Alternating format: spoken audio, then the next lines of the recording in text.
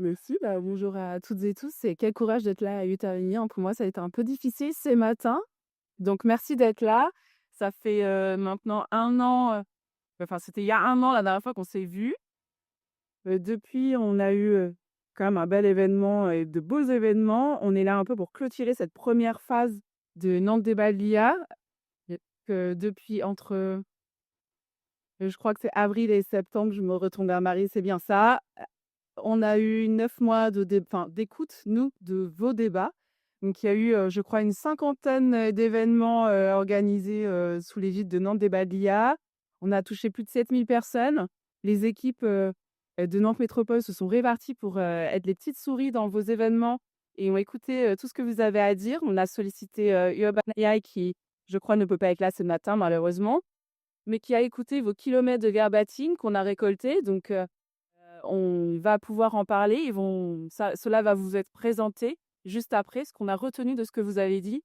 Mais bon, vous le voyez bien, hein, là, surtout dans les temps qui sont les nôtres, l'IA, ça avance super vite. Ce qui était vrai il y a quelques mois n'est plus maintenant. Donc, c'est un débat qui est mouvant, qui est toujours, qui demande de nous adapter en permanence. Donc, on va écouter à nouveau une table ronde de gens très intéressants, en parité, je l'espère. Et du coup, je vous laisse la parole là parce que c'est le plus intéressant qui arrive. Donc Marie, je te laisse, non? Élise? Oui, oui, oui. On va effectivement commencer par Marie Bernard, qui est notre chargée de mission IA à Nantes Métropole. En fait, effectivement, il y a eu 56 événements qui ont été labellisés Nantes Débat de l'IA et on va avoir cette synthèse de ce qui ressort de ces événements. L'idée, c'est pas de refaire ce débat-là aujourd'hui, puisqu'on a déjà fait ces premiers débats, de se dire: «Mais est-ce qu'on y va? Est-ce qu'on n'y va pas? Qui a osé vraiment le faire? Et est-ce que ça sert à quelque chose d'y aller?» Ça, c'était l'année dernière. Marie nous fait un petit retour, une petite synthèse de tout ça et puis on enchaîne sur une nouvelle version de débat.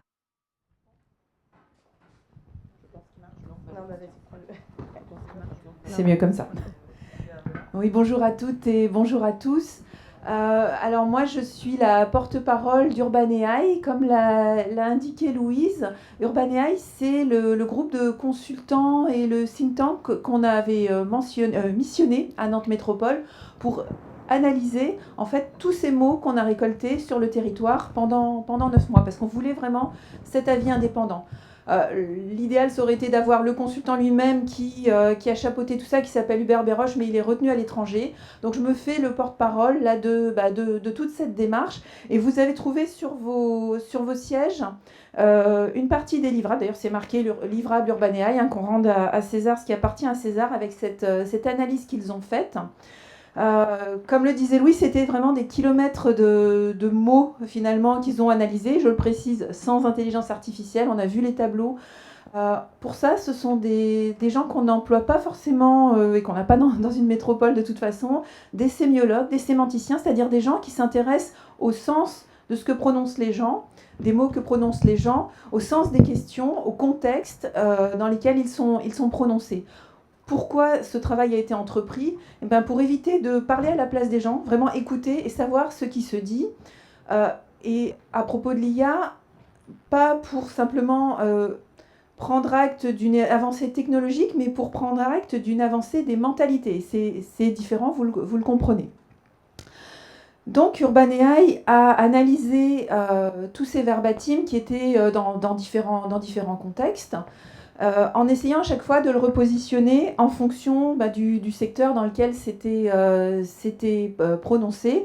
Et vous voyez, si vous prenez cette face où vous avez le côté coloré, on a choisi de ne pas être avec un écran aujourd'hui, mais ça vous permet aussi d'avoir une vision de tous ces petits verbatims. Ils se sont rendus compte, et ça c'est une surprise pour personne qui est dans notre écosystème, qu'on avait des thématiques qui étaient assez associées à certains secteurs. Et il a fait ressortir dans son analyse, Hubert, les principaux secteurs qui sont un peu la signature de l'ADN de notre territoire: la santé, le secteur créatif, le secteur médiatique, le secteur éducatif, et par extension, on a également les acteurs de l'économie sociale et solidaire, le secteur entrepreneurial, le secteur public. Et il s'avère, alors là, en fait, l'analyse qu'on nous a restituée, elle était hyper complexe, et là, c'est une version qui est simplifiée. Ça ne veut pas dire caricaturale, mais pour commencer ce parcours, et moi, je ne vais pas parler très longtemps, mais on va quand même essayer de rentrer un petit peu dans cette analyse, vous avez sur le côté un petit cercle qui vous montre l'ensemble des discours que Urbanaï a entendus sur notre territoire. Alors, c'est quoi des discours? C'est la façon dont les gens assemblent en fait un raisonnement, se composent une position, une posture par rapport à l'IA. Alors, si vous étiez là l'année dernière, vous avez sans doute entendu Hubert, qui cette fois était là. Hubert nous a dit en septembre 2024, ah là là, l'IA c'est arrivé super vite, et les gens ont composé un discours qu'on appelle panique quand on est des sémiologues et des sémanticiens. Ça ne veut pas dire que les gens courent dans tous les sens comme s'ils avaient perdu la tête. Ça veut dire que quand il y a une révolution qui arrive, une révolution technologique, la première tendance des gens, c'est de se positionner avec un peu les moyens du bord et en prenant les arguments un peu à la louche. C'est-à-dire que ce qu'on entendait dans la première partie de notre débat de l'IA, c'était pas forcément très raffiné. C'était des choses, l'IA va tuer la planète, c'était voilà, des positions, l'IA va nous sauver. Enfin, il y avait des choses qui étaient vraiment à très grosse maille. Et ce que Hubert Béroche et son groupe de consultants nous a retracé, c'est que dans la deuxième partie de Nantes Débat de l'IA, entre septembre 2024 et janvier 2025, les discours se sont affinés. Et on est passé d'un discours qui était assez polarisé, assez simple sur les premiers mois, où on écoutait vraiment attentivement les gens, à des questions qui étaient extrêmement plus variées et à des positionnements qui étaient multiformes. Dans ce petit cercle-là que vous avez sur la droite de cette grande feuille, vous voyez qu'on entend des gens qui se positionnent par rapport à, par exemple, l'utilité. Est-ce que l'IA va vraiment être utile? Est-ce que j'en ai besoin dans mon métier? Est-ce que j'en ai besoin dans ma vie personnelle, etc. On a un discours sur l'acceptabilité. Est-ce qu'il est acceptable, par exemple, que mon employeur m'impose de l'IA à mon travail? À quelles conditions je peux dire oui, je peux dire non, etc., etc. Un discours éthique qui avait toujours été présent, et ça, ça correspond aussi à une sensibilité forte qu'on a entendue déjà dès le tout début de Nantes Débat de l'IA, avec des choses autour de la transparence. Est-ce qu'on peut savoir si cette vidéo que je regarde, elle a été générée par l'IA ou pas? Des discours sur la productivité, on va gagner du temps, voilà ce qu'on a réussi à faire. Bref, une variété de discours avec des choses quelquefois qui étaient un peu plus impalpables. On entendait les gens se positionner sur des choses un peu merveilleuses. Le fait de se dire, tiens, il y a quelque chose dans l'IA qui fait que je peux me confier, que je peux m'en servir comme d'un psy, etc. En tout cas, ce qu'Hubert Béroche et Urban AI nous restituent, c'est que, d'une part, le discours s'est extrêmement diversifié, ce qui est une preuve de... Alors, je ne suis pas sémiologue, mais apparemment, c'est une preuve, effectivement, d'une montée en maturité des compétences sur le territoire. C'est sans doute pas le cas que sur le territoire de Nantes, mais nous, c'est notre périmètre, donc on restitue ça pour la métropole. Donc, une montée en compétences qui a été associée à plusieurs facteurs. Ce qu'on a entendu en plus en toile de fond, c'est que vraiment, dans la deuxième partie de Nantes Débat de l'IA, ce qui s'est passé depuis un an, c'est que vraiment, les gens parlent de l'IA parce qu'ils l'ont expérimenté. C'est-à-dire que dans la première partie, dans les 6 premiers mois où on a écouté, ce qu'on a entendu, c'était un peu des fantasmes, où c'était les experts qui se positionnaient, vous allez voir, vous allez gagner en productivité, ou vous allez voir, ça va tuer le monde. Et dans la deuxième partie de Nantes Débat de l'IA, c'était « Ah oui, alors moi, voilà, je suis journaliste et j'ai inséré un petit peu dans mon processus d'IA et voilà ce que j'obtiens. » Et donc des choses beaucoup plus concrètes, beaucoup plus documentées et beaucoup plus pratico-pratiques. Donc on a à la fois cette ouverture des esprits vers un champ de possibles qui va, encore une fois, vous voyez, du merveilleux, de la productivité, enfin il y a tous les champs de l'esprit qui sont ouverts, et aussi le fait qu'on devient pragmatique parce qu'on peut en attester dans le discours, on en voit les traces, l'IA a commencé à se sédimenter dans nos pratiques. Juste pour conclure, de tous ces graphiques, et puis on vous a mis également les conclusions du livre blanc que nous a restitué Urban AI et que vous pouvez trouver si vous le souhaitez, il est disponible sur le site de Nantes Métropole. Qu'est-ce qu'on retient en fait en synthèse des aspirations et des perceptions du territoire par rapport à l'IA. Que souhaitent les gens si on essaye de les écouter et pas de parler à leur place?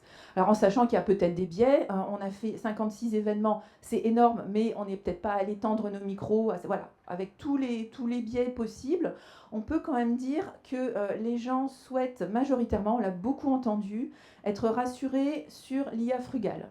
Il y a vraiment une perception, quel que soit le type d'événement sur lequel on va, que ce soit un hackathon, que ce soit un café citoyen, voilà, plein de formats qu'on a essayé de multiplier pour justement éliminer les biais. Il y a cette idée qu'on veut bien recourir à l'IA. On sait que ça peut être, surtout l'IA générative, assez facile d'accès, assez de plein pied. Mais il y a quand même cette petite lumière qui s'est allumée en se disant oui, mais c'est pas gratuit, c'est pas magique. Il y a un concept, et je pense qu'on y reviendra beaucoup, Élise, le concept d'agentivité. C'était déjà présent il y a un an quand on avait la restitution intermédiaire.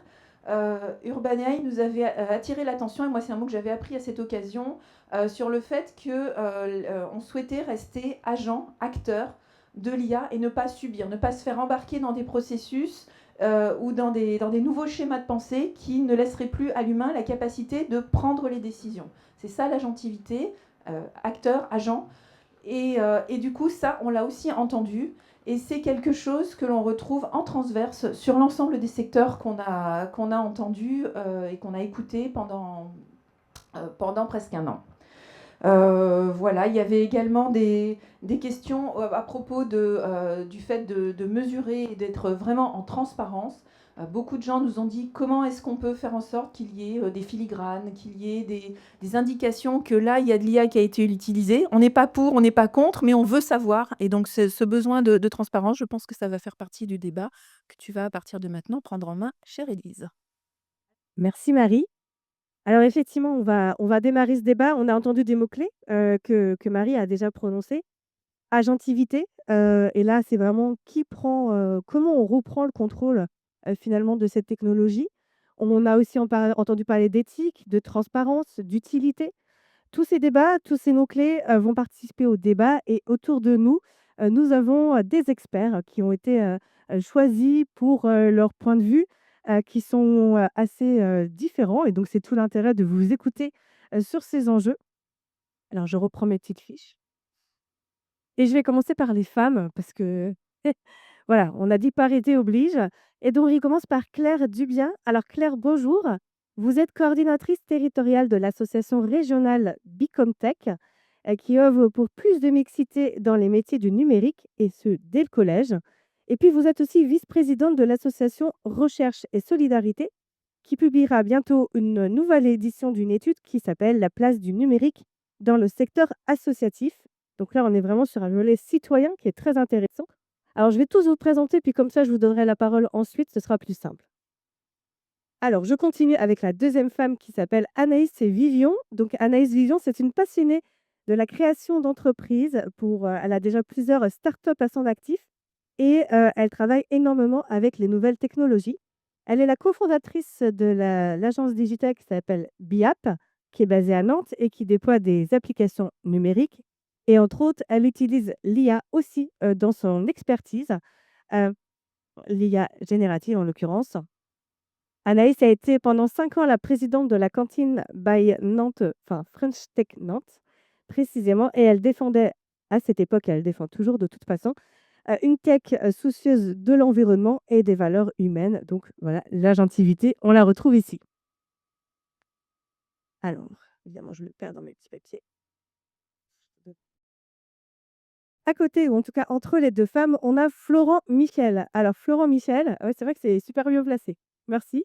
Florent Michel est responsable pédagogique de l'innovation digitale et de l'IA à l'école de design Nantes Atlantique. Son rôle, c'est d'articuler les outils et du coup l'IA générative avec les enjeux de formation, mais aussi avec les créations, en tout cas les futures missions des designers. Il est également membre très actif de la communauté Friends of Figma, qui est en fait une communauté nantaise qui rassemble des designers et la sphère du numérique créative. Alors, on reste dans l'enseignement et on passe, du côté d'Arnaud Guével. Arnaud Guével, donc que voilà, vous pouvez faire des petits signes pour qu'on vous reconnaisse. Heu, il est vice-président à la formation et à l'éducation ouverte au sein de Nantes Université. Alors, il est effectivement résolument engagé lui aussi dans l'ouverture des connaissances et dans le partage au plus large, le plus large, de l'éducation. Donc il y a une stratégie à l'université, à Nantes Université, autour de l'éducation ouverte et il pilote également la réflexion de l'usage de l'IA générative pour les étudiants, mais aussi pour le personnel et notamment sur les incidences dans l'apprentissage et donc dans les futures pratiques, on va dire pédagogiques, qu'on a à l'université. On reste dans le monde, universitaire ou en tout cas des grandes écoles avec Walter Bonomo, qui a lui aussi une double casquette. Il est responsable de l'innovation pédagogique à l'INRAE, donc c'est l'Institut national de recherche de l'agriculture, de l'alimentation et de l'environnement, qui déploie du coup, par ses fonctions, il déploie l'IA générative dans des collectifs métiers lui aussi, mais il est également animateur de la Civic IA. Donc là, c'est un collectif citoyen qui, s'interroge et qui débat et qui impulse, des expérimentations autour de l'IA, du coup, sur le territoire avec des usages, très utiles et très vertueux. Et enfin, je termine avec Simon Boisserp. Alors Simon Boisserp, il travaille à l'Atlampol, donc c'est le hub territorial, d'innovation à Nantes. Il est responsable du dispositif d'accompagnement DIVA, qui au niveau régional accompagne les PME, les TPE, les PMI, les assos, les collectivités territoriales, enfin un certain nombre d'acteurs du territoire, dans l'utilisation des données et dans les outils propres de l'IA, générative, mais pas que, aussi de l'IA, productive, ou en tout cas l'IA métier. Il sensibilise et il acculture les usages de l'IA et avec des programmes de formation, des retours d'expérimentation et il aide, les décideurs, territoriaux à prendre des décisions sur l'IA en l'occurrence ou en tout cas sur les différentes solutions qui sont proposées. Voilà, donc un panel assez large entre, la sphère, de l'éducation, ou en tout cas, de la recherche, la sphère des entreprises, le monde, citoyen et associatif et donc c'est parti. Première question. Bon, bah, maintenant qu'on a tous testé, comment on fait? C'est quoi la suite? On s'en sert? On l'oublie? Ah ah!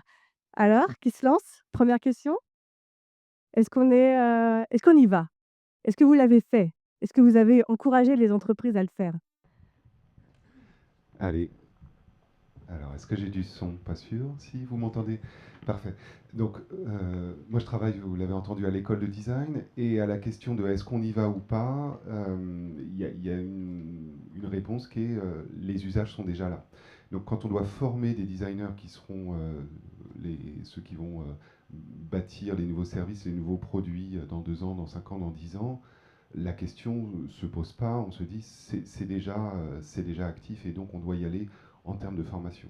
Donc, sur cette partie-là. Et je ne sais pas à quel point on n'est pas sur des choses qu'on a déjà vécues avec est-ce qu'on va sur Internet ou pas. Je pense qu'il y a un moment où les opportunités apportées par à la fois la technologie et puis les gens qui s'en saisissent pour créer des nouveaux usages, je crois que on a une question un peu à cliquer où quand on a passé un premier cap de OK c'est utile, c'est compliqué de revenir en arrière. Ça pose la question du débat qu'on peut avoir là-dessus sur qui l'a choisi. J'ai l'impression qu'il y a une partie un peu inéluctable de ça avance. Mais nous, en tant qu'école, on fait le constat que les usages sont là, donc on doit former et on doit se questionner sur la formation avec ces outils. Côté entreprise, est-ce que du coup, effectivement, donc les écoles, ça y est, ils y sont? Alors, moi, je pense que l'IA pouvait être un débat avant l'avènement de l'IA générative, puisque depuis l'avènement de l'IA générative, et notamment ChatGPT, le grand public s'est emparé de cet outil, l'utilise au quotidien pour certains, et ce qui fait que en fait, c'est devenu naturel, et les entreprises aussi sont victimes des fois de shadow IA, c'est-à-dire de collaborateurs qui utilisent l'IA sans qu'elle en soit au courant. Et donc on est dans un moment où en fait, on doit se structurer, on doit y passer, on doit l'intégrer dans les programmes de formation, on doit voir comment ça s'intègre dans les entreprises. On n'est plus dans cet état de réflexion, on est dans cette étape d'action maintenant de comment on met l'IA au service des entreprises, des citoyens, des étudiants et de tous les types de secteurs. Ouais, je crois que ça réagit là-bas aussi. Ouais, alors effectivement, pour apporter encore un niveau sur l'entreprise, est-ce qu'il faut y aller? Pourquoi y aller? Pour moi, c'est vraiment par rapport à ce qui était dit dans la synthèse, la question de l'utilité. Il y a plein de cas d'usage, on a tous une expérience maintenant sur l'ULAX, beaucoup dans la sphère personnelle et pro, mais chaque usage, je pense, est assez unique dans le sens, il faut que ce soit contextualisé par rapport à l'activité de l'entreprise. Et ce qui est vrai pour une entreprise n'est pas forcément vrai pour l'autre en termes de résultats et d'attentes sur les performances des systèmes d'IA, sur la viabilité des résultats. Et ça, c'est quand même super important. On a moins cette question-là, je pense, sur les IA génératives. On les a peut-être plus sur des systèmes d'IA un peu plus compliqués. Alors, pas forcément dans la technique, mais dans la mise en œuvre. Je pense notamment à des systèmes, quand on va sur de la prédiction, l'optimisation. Il y a toujours cette incertitude, en fait, sur ce qu'on va produire. Et avoir comme résultat. Et donc, il faut que l'entreprise, en tout cas les collaborateurs, la direction, réfléchissent à qu'est-ce que j'en attends et qu'est-ce qui va me permettre de continuer l'usage en fait, de ces systèmes. Voilà. Alors, Walter voulait prendre la parole et après, je laisserai la parole à Arnaud. Juste pour revenir dans ta présentation, je trouve qu'il y avait déjà un biais dans la façon de présenter. Normal. Moi, je ne me définis pas comme un expert, mais plutôt comme un professionnel engagé, on va dire. Ce qui change un peu la donne, et je pense que Yann Lequin a raison de dire que des experts en IA, il n'y en a pas tant que ça dans nos territoires. Ceci étant dit, moi, je perçois, vu de ma fenêtre, différentes réalités. Et en fait...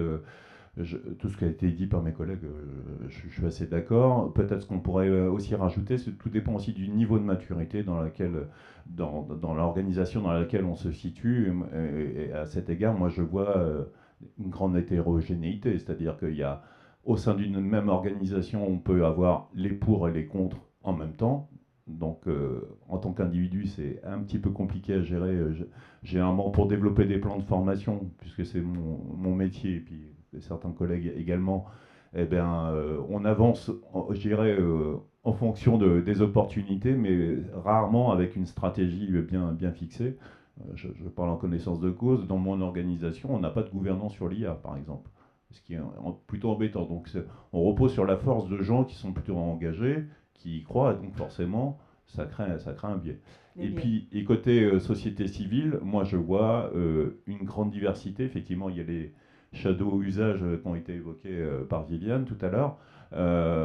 Il y a des gens qui s'en accaparent, mais il y a aussi beaucoup de gens qui sont en dehors de la vague, on va dire, qui utilisent à tort et à travers, mais ça c'est déjà un jugement sur les usages. Et puis il y a la question, c'est comment on accompagne tout la grande masse. Alors tu parlais tout à l'heure dans ta présentation des gens.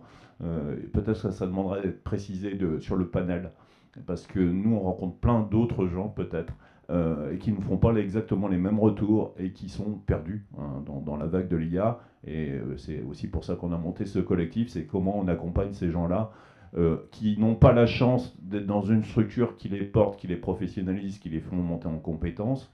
Mais c'est quand même le grand flot et on a devant nous une grande fracture du numérique qui est devant nous. Alors j'en profite, je vais juste donner la parole à Claire, parce que Claire, tu travailles aussi avec des associations de citoyens, avec des femmes. Comment est-ce qu'effectivement on peut encore avoir un biais, entre guillemets, du genré, en se disant les femmes, elles ont compris que l'IA, c'était pas très bon pour la planète, ou est-ce que effectivement c'est juste des préjugés ou des biais, effectivement? Alors, nous, on est plutôt sur en quoi les outils eux-mêmes sont biaisés, peut-être plus que est-ce que les femmes se sont plus emparées de l'IA que les hommes. Je pense qu'on est tous des humains assez curieux et avoir envie de tester des nouveaux outils. Par contre, il y a des choses qui vont peut-être plus facilement nous sauter aux yeux en tant que femmes que pour des hommes qui utiliseraient ces outils-là. C'est-à-dire, notamment pour l'IA générative, c'est les réponses qui vont être générées. Pour reprendre, est-ce qu'on y va, est-ce qu'on n'y va pas, pour moi, il y a un vrai truc de on y va avec cette question de l'utilité, de est-ce que j'en ai vraiment besoin, et surtout avec un énorme esprit critique sur ce qui est généré. Et je parle bien de l'IA générative. On voit que les outils sont généralement basés sur des bases de données qui sont déjà biaisées. On le sait, les femmes aujourd'hui sont beaucoup moins bien soignées que les hommes. Et ben, les applications basées sur l'IA, sur des données de santé, forcément, les réponses qu'elles vont apporter, elles vont essayer d'être complètement biaisées. Donc pour moi, il y a un vrai enjeu à pouvoir aussi développer cet esprit critique. Et c'est ce qu'on essaye d'apprendre dès le collège, c'est de se dire, en fait, l'IA, vous allez vous en servir parce qu'aujourd'hui, c'est mis dans les mains de tout le monde. Mais du coup, développons cet esprit critique avec tout ce qu'il peut y avoir derrière. On peut peut-être y revenir après. Et ça tombe bien parce qu'à l'université, ça grouille de gens qui ont un esprit critique très très affûté. Et alors comment ça se passe? Est-ce que les étudiants, ils sont à faire des manifs, des blocus? Non, ils sont à fond. Ils font des starter parks. Oh là, bonjour à toutes et à tous. Oh là, non, c'est pas un sujet en tout cas de contestation ou de révolte aujourd'hui. Non, du point de vue d'une institution, enfin d'un établissement comme le nôtre, c'est un sujet important. Un sujet important parce que la réponse à votre question très directe et binaire, c'est oui. Il n'y a plus de questions de cet ordre-là.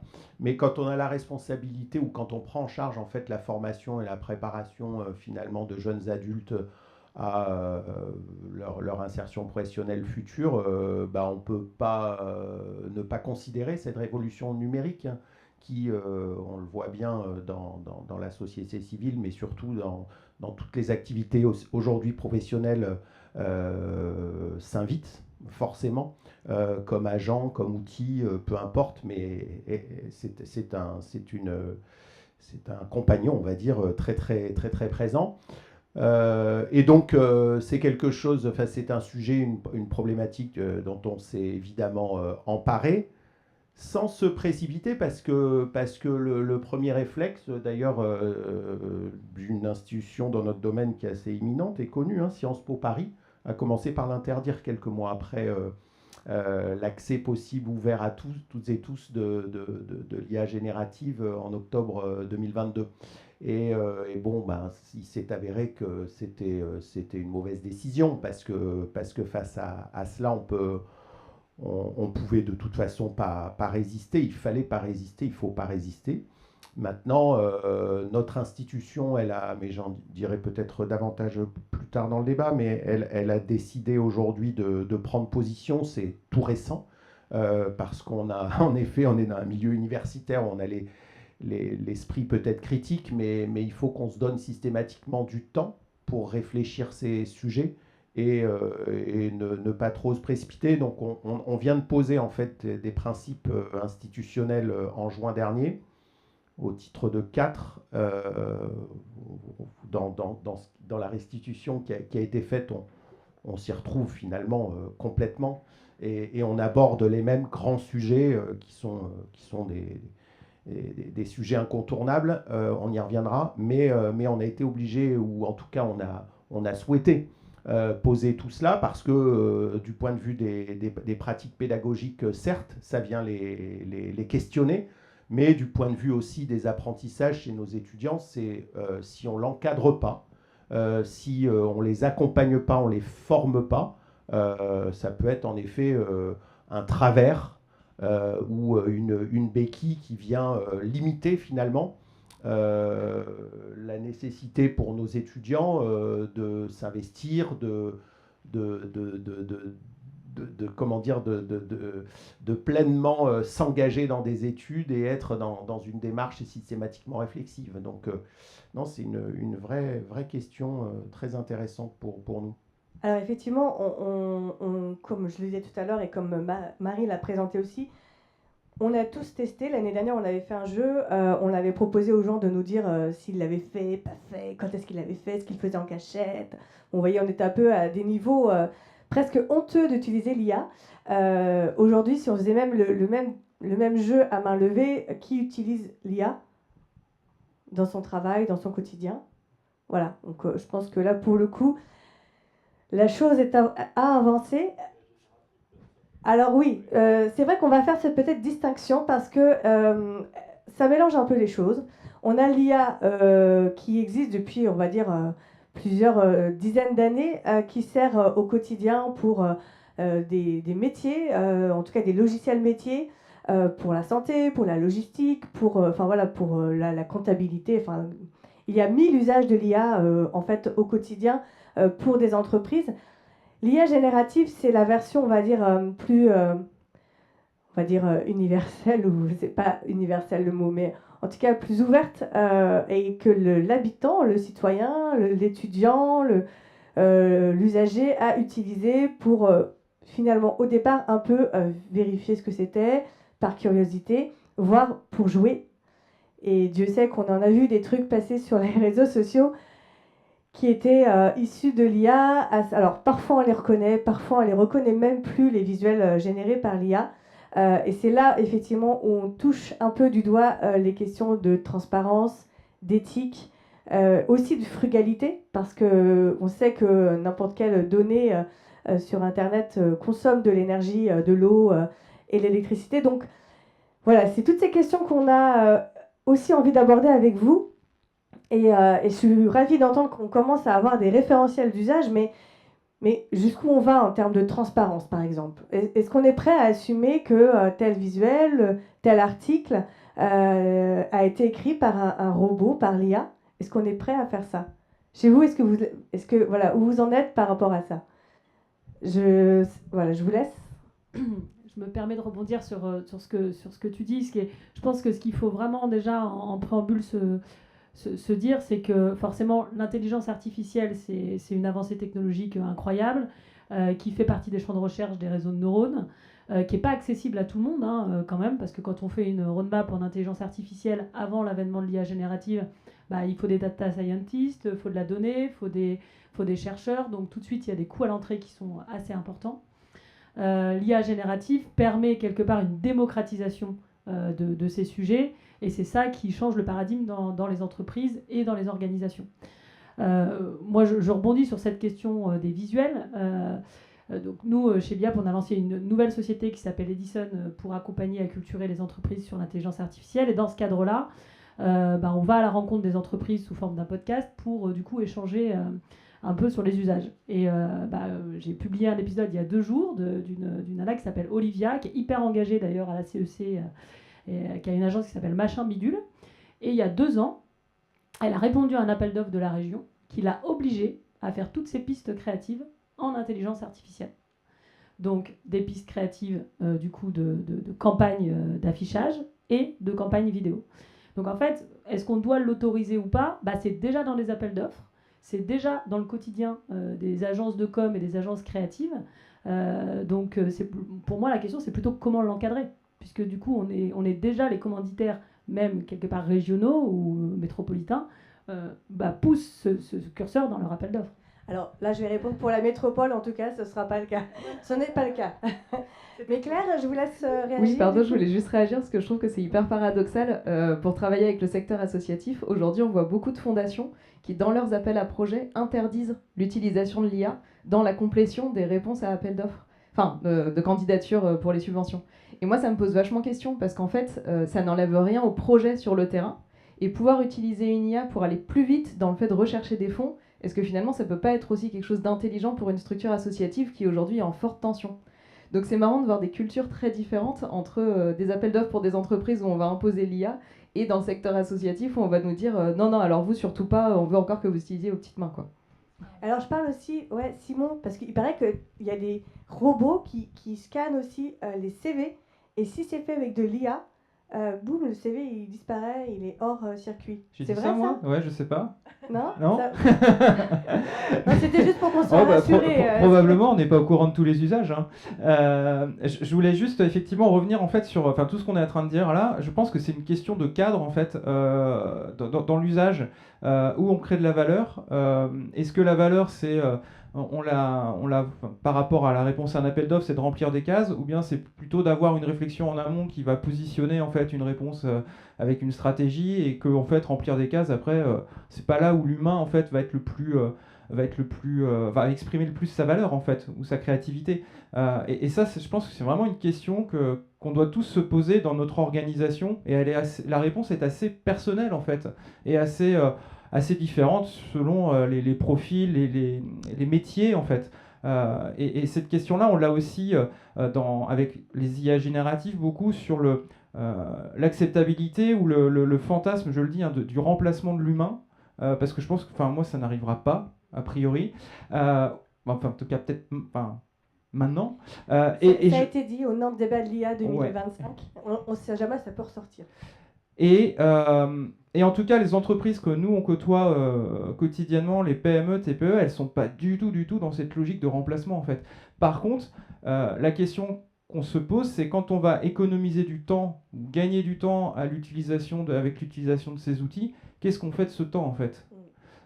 Et ça, en termes de probablement d'acceptabilité pour les collaborateurs qui vont peut-être avoir peur d'être remplacés, entre guillemets, ça c'est important de communiquer sur voilà le cadre. Si on utilise des IA par exemple, on ne va pas licencier, on va créer de nouvelles de nouveaux métiers ou faire évoluer les métiers. Alors ça va peut-être être long, et je pense que c'est un peu la même chose quand je m'en souviens pas trop en fait, et j'étais pas dans l'entreprise quand Internet est apparu dans les années 90.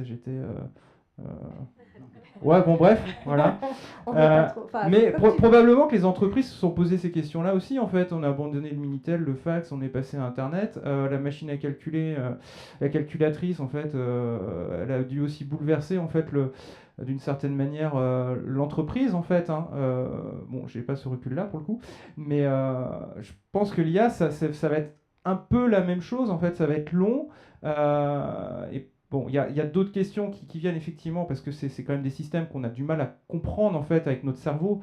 Il faut être vraiment très expert pour comprendre vraiment en finesse comment ça marche, et probablement aussi les réseaux de neurones en fait. L'humain n'est peut-être même pas capable complètement de le comprendre. J'avais lu un article une fois où on était obligé de créer des IA pour comprendre comment les IA fonctionnaient en fait. Là, ça commence à être un petit peu affolant, quoi. Donc, vraiment, le cadre, en fait, c'était en synthèse, là, ce que je voulais vous partager, se poser la question de la valeur apportée et où on l'apporte, quoi. Alors, je vois très bien là où tu veux nous emmener, Simon, mais quand on ne travaille pas, et là je regarde Walter, quand on est inactif... Il ne bosse pas du tout, hein. Non, Walter, tu n'as pas... Non. On a travaillé ensemble et je confirme. Hein. Je dis ça, non, on n'est pas, tu n'es pas un inactif, je le sais aussi. Mais quand tu as travaillé avec Civic IA, avec des gens qui n'étaient pas entrepreneurs, start-upers, même juste salariés, comment on fait pour... est-ce qu'ils ont l'impression d'être restés un peu sur la touche, ces gens-là? Ou est-ce qu'effectivement, comment ils utilisent l'IA? Alors, je vais essayer de répondre aux deux questions, parce qu'il y a la question de la transparence que tu as évoquée. Alors, du côté de Civic IA, on avait un besoin. Moi, je te rejoins sur la question de la valeur, c'est pourquoi faire en fait. Hein, pourquoi on utilise ces outils-là et à quelle intention? C'est ça qui est important, c'est quelle est l'intention derrière. Sur Civic IA, on a mis en place une expérimentation cette année. On vient juste de sortir un bouquin et on assume le fait que la moitié du bouquin a été écrit avec ChatGPT. Ce n'est pas un souci en soi si l'intention, si le cadre est pertinent. On parle de l'IA pour de l'acculturation. Il n'y a rien de mieux aujourd'hui que de demander à ChatGPT comment on utilise ChatGPT. Par contre, il y a des aspects qui peuvent être mis en débat. Et là, pour le coup, l'IA est intéressante pour la partie créativité, etc. Donc ce bouquin, on le sort, là, il vient juste de sortir. On affiche dans le livre qu'il a été écrit à 50% de son contenu à partir de bases de données sur l'IA. Le reste, c'est de la réflexion, c'est de la discussion, c'est des panels qu'on a écoutés, etc. Donc, et la valeur, au final, pour te rejoindre, la valeur, c'est l'addition des deux. Ce n'est pas que de l'IA, c'est aussi de l'humain et du ressenti. Donc c'est quelle société on veut au final, c'est ça qui nous intéresse. Alors ta deuxième question, c'était... Alors c'est le panel en fait, parce que dans la Civic IA, est-ce qu'on a que des gens qui sont en fait dans l'entreprise ou dans l'enseignement? En fait, on a les deux. On a des gens qui sont... en fait, j'ai du mal, moi, avec on est tous des individus avec nos ambivalences, c'est-à-dire qu'à la fois on veut être plus productif, et c'est normal dans une organisation, on veut aller plus vite, plus efficace, etc. Et à la fois ça nous embête d'aller utiliser l'IA et de ne pas savoir précisément en quoi on impacte la planète. Aujourd'hui, on n'a pas d'outils fiables pour mesurer cet impact. On le sait inconsciemment. On peut dire, on peut faire des choses dessus, mais concrètement, qu'est-ce qu'on fait? Donc c'est de ça dont on a besoin, non seulement de parler, mais surtout d'expérimenter.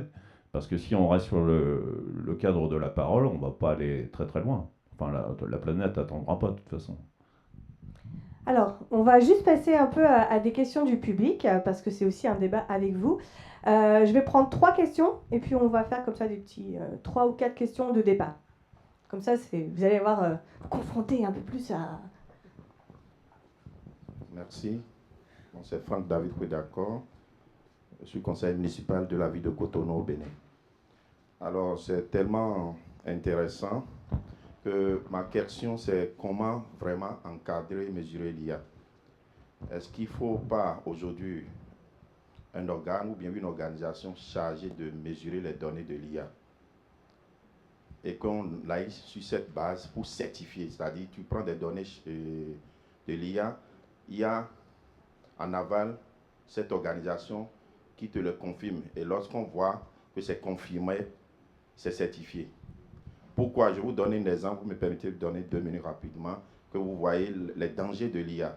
C'est un professeur et pour tromper tous ses étudiants, il a pris le temps de vérifier l'histoire. C'est un professeur d'histoire. L'histoire n'était pas encore sur les moteurs de recherche de Google et autres, où l'IA pioche ses informations.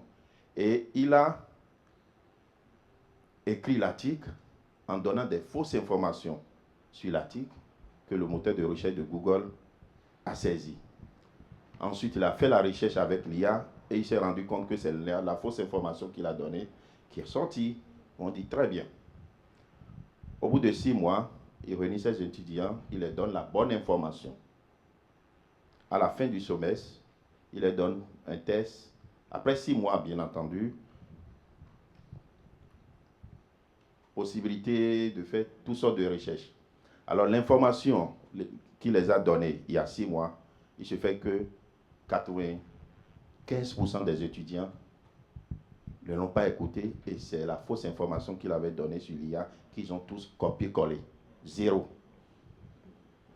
La question est là, comment mesurer vraiment les infos de l'IA? S'il y a en aval cette organisation qui permet de supprimer les fausses informations, je ne pense pas.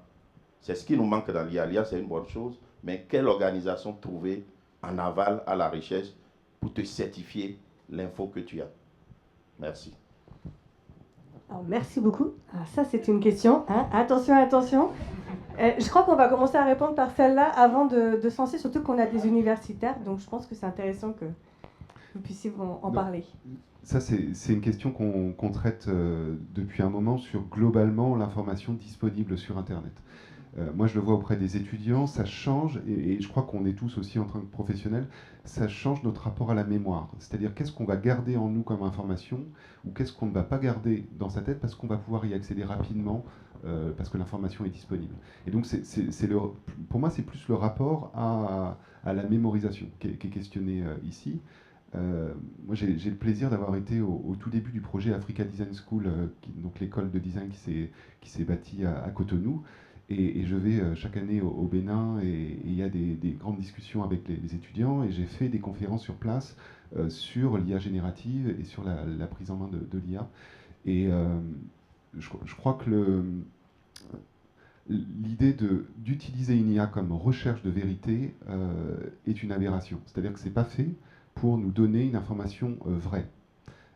Ça n'est pas un moteur de recherche. Dans le cas d'une IA générative, comme ChatGPT par exemple, l'objectif de ce genre d'IA, c'est de formuler un texte qui semble humain. Le principe de départ est basé sur des statistiques et est vraiment dans ce rôle-là. Donc après, il y a des IA qui sont dédiées vers la recherche et qui vont orienter vers des sources. Et après, ces sources vont être éventuellement synthétisées, recoupées, y compris pré-mâchées par la machine. Donc je pense que l'enjeu, il est surtout d'acculturer les étudiants, les professionnels à quel outil sert à quoi, qu'est-ce qu'est un marteau, qu'est-ce qu'est un tournevis et dans quel sens je peux l'utiliser. Ça, c'est une partie vraiment primordiale et je pense qu'on avait déjà la même chose. Le nombre de profs qui ont modifié un article Wikipédia avant de donner un sujet à leurs étudiants pour montrer que Wikipédia pouvait être faillible. Sauf qu'on se rend compte que des mouvements de communauté qui mettent à jour ce genre d'encyclopédie fait que globalement c'est plutôt fiable. Et je pense qu'avec l'IA, on a aussi ce genre de réflexion sur la somme des informations qui sont scannées, pré-mâchées, pré-entraînées dans les modèles de génération, fait qu'on a globalement une moyenne intéressante, mais pas une vérité, une moyenne intéressante. Wikipédia est consensuel, c'est-à-dire qu'il y a une majorité de personnes qui est d'accord avec l'information qui est là. Wikipédia n'est pas forcément exact. Et on parlait de sémiologues qui ont étudié les textes traduits en différentes langues. Un article va avoir différentes teneurs d'informations selon les gens et la langue qui l'auront édité, parce qu'il est consensuel et culturel, presque politique parfois. Walter, tu voulais réagir aussi ? Alors, je suis à 200% d'accord avec ce que tu as dit. Effectivement, les IA génératives, puisque c'est le sujet, j'ai l'impression, d'aujourd'hui, ne sont pas des outils pour fixer de la vérité. On a effectivement sur des algorithmes qui fixent des moyennes. Et donc, ce qui montre qu'il y a encore un gros travail d'acculturation à faire, énormissime, parce que je pense que quelque chose d'aussi fondamental que ça n'est pas perçu dans la population. Et donc, pour le coup, ça engendre beaucoup de problèmes qu'on voit, on a vu tout l'été, toute l'année, des difficultés, des gens qui sont mis en difficulté par les IA parce qu'ils les utilisent à tort et à travers. Alors que si le cadre d'usage était bien posé dès le départ, on saurait qu'il y a des conditions pour utiliser ces outils et d'autres pour lesquelles elles ne sont pas faites, tout simplement. Et après, la boîte noire aussi de l'IA générative, c'est la Silicon Valley. Enfin, Arnaud, vous, quand vous êtes universitaire, est-ce que vous expliquez tous ces biais et tout le off, entre guillemets, de l'IA générative? Est-ce que ça éviterait effectivement ces on va dire, ces malaises ou ces dysfonctionnements qu'on peut voir à l'université? Oui, alors bien sûr, il faut nous, qu'on forme nos étudiants et qu'on les prépare à ça, à connaître l'outil ou le compagnon et ses possibilités, mais aussi ses biais, ses défauts, ce type de dérive possible. Pour répondre à la question très directement, certifier ce qui va être proposé, émis par l'IA générative, non, ça n'arrivera jamais. Après, la solution, elle consiste à se rendre souverain. Nous, c'est dans notre milieu, en fait, on a toute une partie de l'activité qui est de la production de connaissances et de nouvelles connaissances.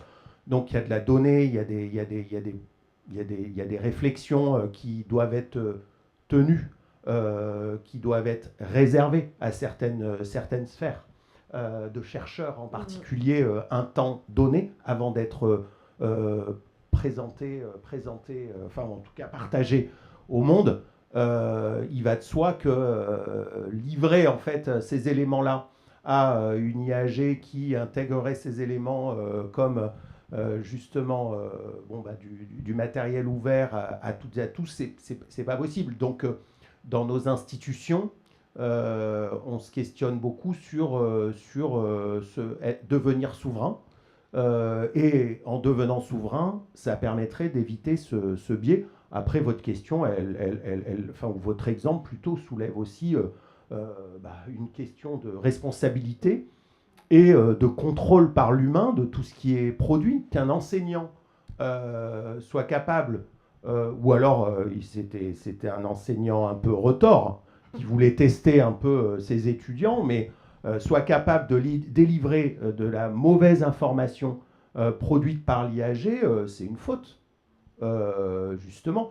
Alors nous, on est, de ce point de vue-là, je ne sais pas comment le prendre, mais on est un peu rassurés parce que on a enquêté en fait sur nos étudiants, nos enseignants-chercheurs et nos personnels administratifs durant tout notre processus et avant d'atterrir sur des principes institutionnels.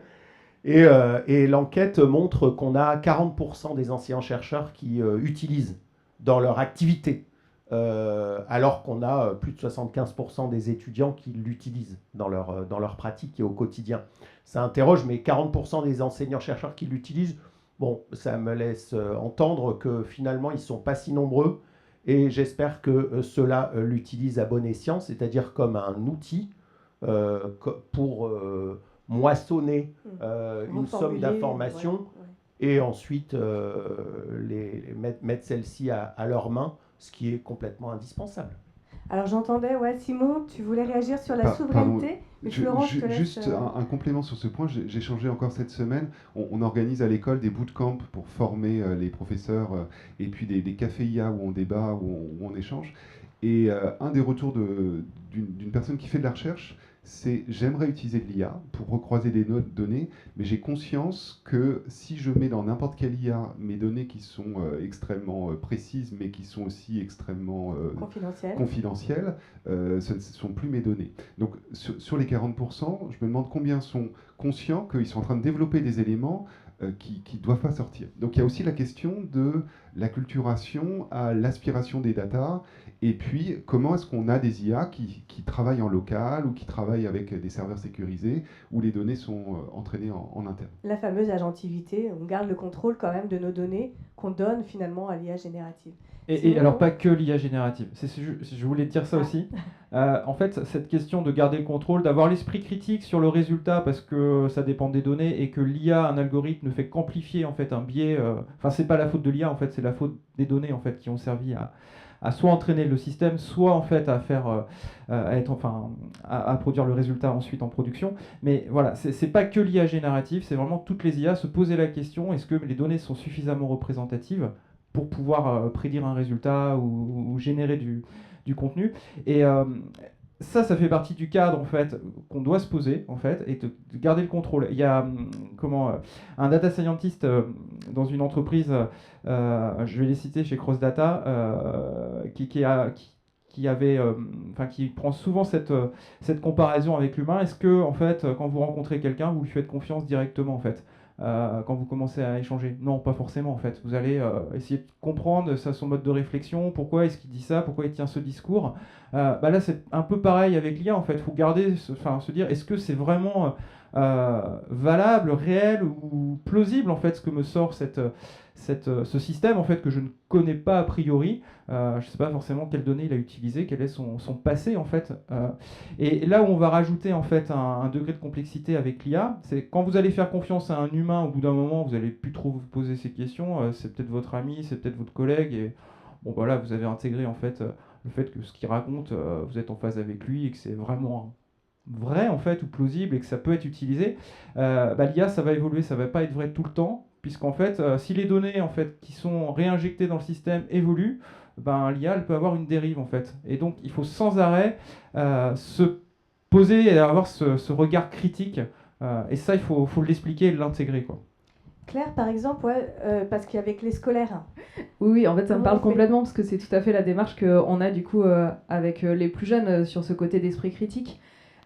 Pour moi, c'est assez utopique de se dire qu'on pourra avoir des données qui sont vraies dans l'absolu, parce qu'en fait, c'est uniquement le reflet de notre société à un instant T, et on est une société aujourd'hui avec beaucoup de préjugés, avec beaucoup de stéréotypes, que ce soit de sexe, de genre, d'origine. Enfin, en fait, tout ça, c'est ce qu'on est, et ça reste la somme et la moyenne de ce qu'on est. Donc, avoir un outil qui soit parfaitement neutre, pour moi, c'est impossible. Aujourd'hui, on ne peut pas atteindre ce niveau-là. Et je suis pas sûre qu'on l'atteigne un jour, et c'est pour ça que pour moi, l'IA restera toujours... ne remplacera pas l'humain de cet esprit critique que nous, on va pouvoir développer. Quand on parlait des IA pas génératives qui peuvent avoir des biais, j'aime bien cet exemple des CV d'Amazon, mais ça date d'il y a longtemps, il y a plus de 10 ans. Amazon a développé une IA pour pouvoir aller plus vite dans leur recrutement pour les équipes techniques, informatiques, et l'IA, systématiquement, excluait les CV de femmes. Pourquoi ? Parce qu'en fait, les données d'entraînement sur lesquelles était basée l'IA étaient sur les techniciens actuellement en poste, et à cette époque-là, on formait que des hommes sur ces métiers-là. Et donc forcément, quand les femmes sont arrivées, l'IA, pour l'outil qui n'est pas intelligent, c'est simplement dit, les personnes qui aujourd'hui sont compétentes dans ces métiers-là, ce sont des hommes, donc toutes les femmes dehors. Et ça, on se rend bien compte que c'est pas l'IA qui va se corriger toute seule, il faut bien qu'à un moment, on ait un humain qui ait développé son esprit critique, qui ait avancé aussi, parce qu'il y a un moment où effectivement, on pensait que seuls les hommes étaient capables de faire ces métiers-là. Donc je pense qu'il y a un vrai enjeu aussi à pouvoir faire évoluer les outils avec la société, mais garder cet esprit critique, parce que la société n'avance pas toujours dans le bon sens. On va peut-être pas parler des GAFAM aujourd'hui, mais en termes de montée du masculinisme, etc., il y a quand même des gros enjeux, et les personnes qui sont aux manettes de ces nouveaux outils sont quand même pas les plus objectives du monde, quoi.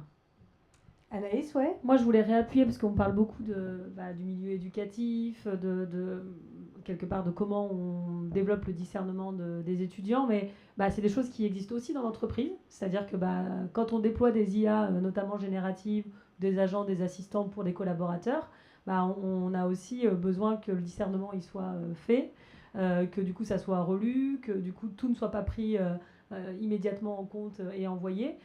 Donc c'est vraiment le problème quelque part des IA génératives, c'est de ne pas penser que c'est la vérité, que ça reste un outil et que du coup ce qui est clé c'est la donnée. D'ailleurs il y a beaucoup de chantiers de data qui sont relancés dans les entreprises parce que sans données l'IA est bien moins puissante. Et donc en fait vraiment le sujet de discernement, d'esprit critique, il va avoir lieu aussi dans les entreprises pour les collaborateurs qui utilisent ces IA. Ça pose des questions aussi de comment l'encadrer, dans le contrat de travail, qu'est-ce qui est une faute, comment ça doit être intégré. Donc c'est un vrai sujet, je pense, d'usage pour tout usager qui utilise une IA en fait. La responsabilité. Est-ce qu'il y a d'autres questions dans le public? Ouais, ça... Alors, je vais prendre une femme pour changer. Merci. Je m'appelle Cécile Sergent, mon métier c'est RH, donc je suis DRH et consultante en ressources humaines, donc forcément le prisme que j'ai sur l'IA c'est celui-ci. Je vais essayer d'être claire, mais en fait il y a un sujet qui me paraît important qui est celui du plaisir et de la motivation. Et j'essaie d'en parler, j'essaie de semer. Alors là, comme j'ai un panel, je me dis j'y vais. Ça marche pas en fait quand j'en parle, mais pour moi c'est vraiment un sujet. On parle de cadre, on parle de cas d'usage. Je suis la première à dire qu'il faut y aller sur l'IA. Moi, j'utilise depuis que je peux. Et je pense qu'en plus, ça permet de garder l'employabilité des gens et qu'on a cette responsabilité. Donc, il ne faut pas être en retard. Mais on a une approche très générale de cadre, identification des cas d'usage, où est-ce qu'on va gagner en rationalité, en efficacité, etc. Moi, mon sujet, c'est comment on maintient des gens motivés. Et parfois, on dit l'IA, voilà, il n'y aura plus de bullshit job, il n'y aura plus de tâches sans valeur ajoutée. Mais moi, peut-être qu'à titre personnel, il y a des trucs qui font chier les autres, qui paraissent sans valeur ajoutée, mais dont j'ai besoin, qui me font plaisir. Et en fait, moi aussi, j'accompagne des structures dans le déploiement de l'IA. Et ce sujet-là, je le mets sur la table. Il est toujours problématique, je trouve, parce qu'il est très individuel. C'est comment mon entreprise accepte que moi, il y a des trucs que je n'ai pas envie de confier à l'IA. Et c'est une approche très individuelle et qui pose problème dans des approches très générales, je trouve, de l'IA, où on est dans un truc très rationnel et on ne va pas chercher la motivation individuelle. En tout cas, c'est l'avis que j'ai et c'est une question que je vous renvoie, la part du plaisir et de la motivation individuelle dans l'usage de l'IA. Merci. Alors oui, parce que productivité, il y en a qui adorent les tableurs Excel. Comment on fait? Je fais partie de ceux qui aiment les tableurs Excel. Ouf, il en reste. Je pense qu'il y a une part de fantasme important. Donc on est encore sur le chapitre de l'acculturation.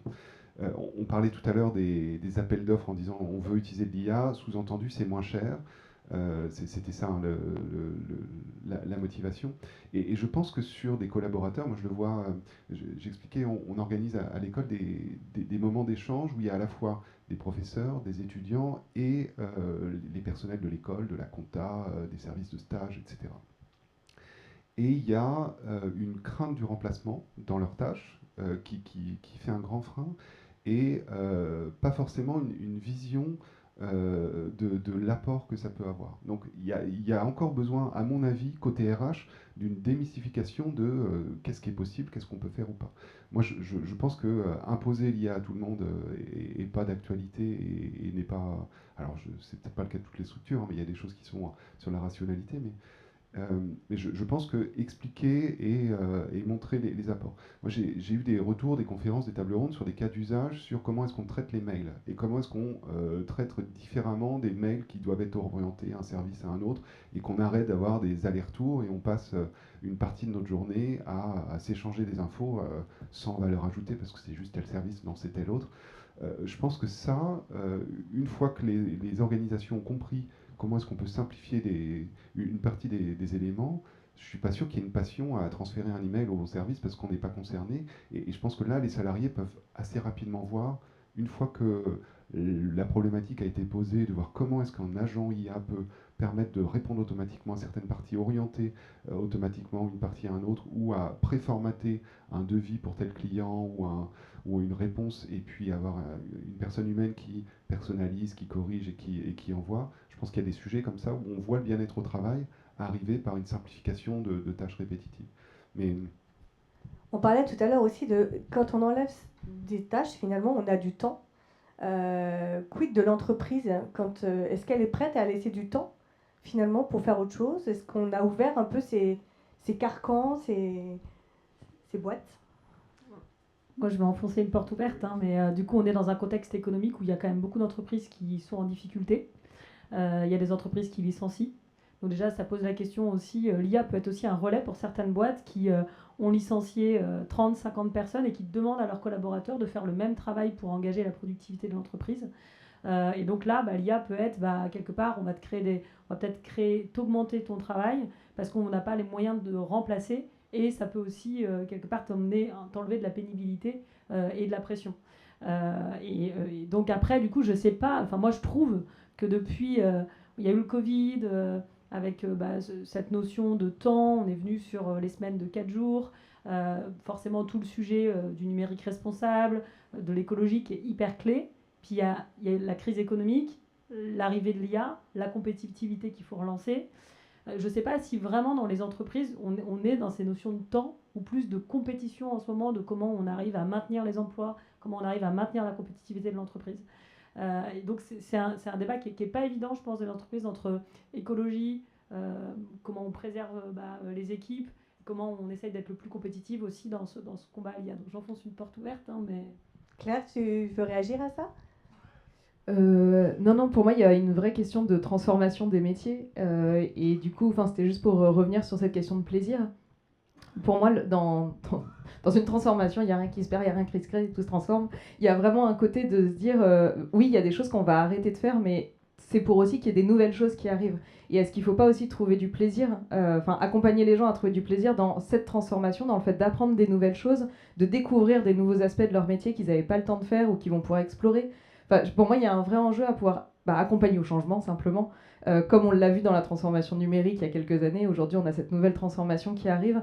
Et je pense que ça peut être même malsain de cantonner des gens à des petits plaisirs actuels qui, finalement, ils vont s'enfermer dedans et qui n'existeront plus ailleurs demain. Donc je pense qu'il y a un vrai enjeu aussi à pouvoir accompagner cette transformation très personnelle, mais aussi collective. Et Walter, du coup? Non, mais pour le coup, mes collègues... Ouais, quasiment, mais peut-être rajouter des petits compléments. Effectivement, il y a la question de la technologie, de l'appétence qu'on y voit, de l'intérêt qu'on y voit, du sens aussi. Plaisir et sens, moi je les relie, parce que s'il n'y a pas de sens, c'est difficile d'avoir du plaisir.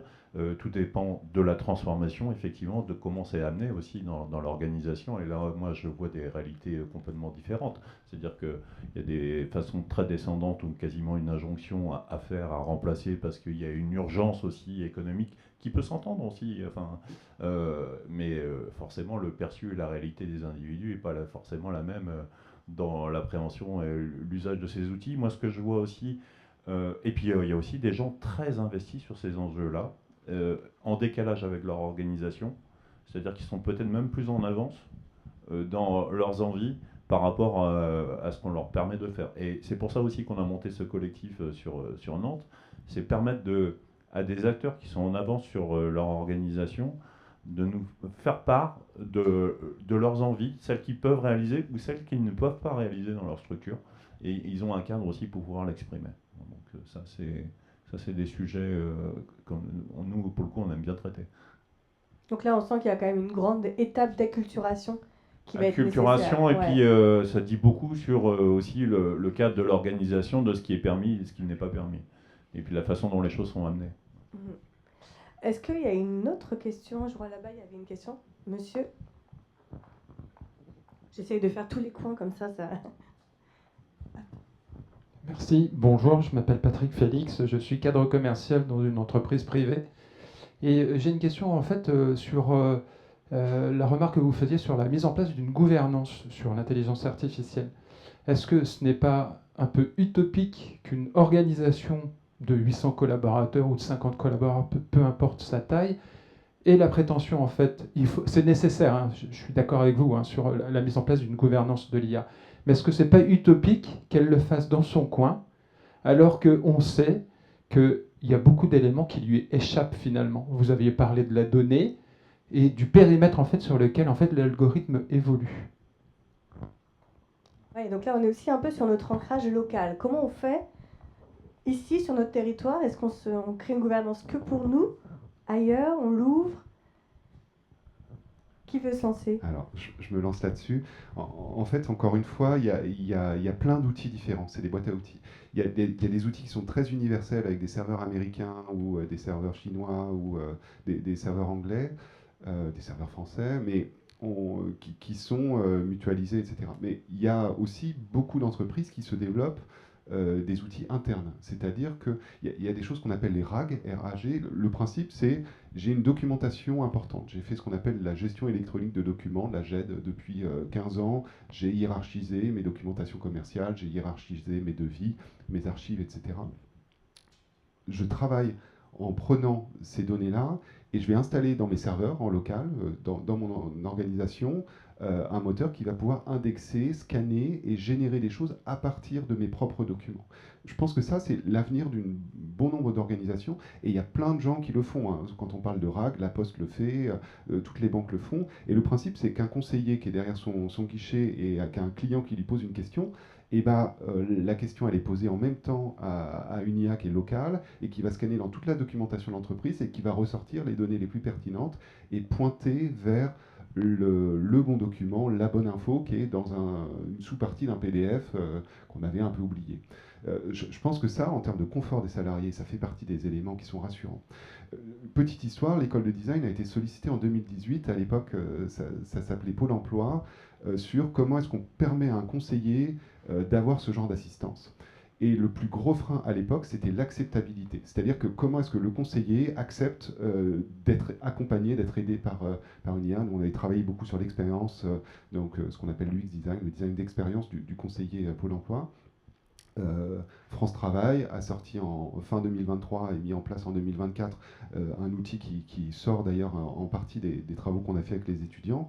Et l'acceptabilité, elle est immédiate. C'est-à-dire que les gens ont évolué et sont demandeurs en fait, d'outils qui leur permet de faire. L'exemple de France Travail, ils ont un outil qui est uniquement interne, avec des données qui sont entraînées en interne sur tel type de profil à matcher avec tel type d'emploi à 6 mois, à 18 mois, etc., en passant par tel type de formation. Et le conseiller est capable d'avoir ces retours statistiques sur de l'intelligence qui a été développée par l'organisation à travers ces datas, ces statistiques, et est capable de mieux conseiller un futur demandeur d'emploi sur la partie. Et il y a eu des campagnes de communication là, début 2025, sur les conseillers qui utilisent ça. Au début, les gens avaient le choix ou pas de l'utiliser, et ceux qui ont commencé ont dit « je ne ferai plus jamais ça ». Parce que je travaille mieux et j'ai plus de temps pour mieux échanger, mieux comprendre le profil de la personne en face. Et les préconisations qui sont faites par ce moteur, j'y accorde de la confiance et j'y vois un intérêt. Et j'adhère au système développé par mon organisation. Donc cette idée de les datas qu'on a collectées, qu'on a classifiées, qu'on a annotées, qu'on a mis à jour en local dans une entreprise, ont une valeur folle. Et cette valeur, elle est liée à l'usage, aux salariés eux-mêmes, et peut enrichir l'activité de l'entreprise et le bien-être des salariés. Et là, on reste en circuit fermé. Et on reste en circuit fermé. Et c'est plus protégé.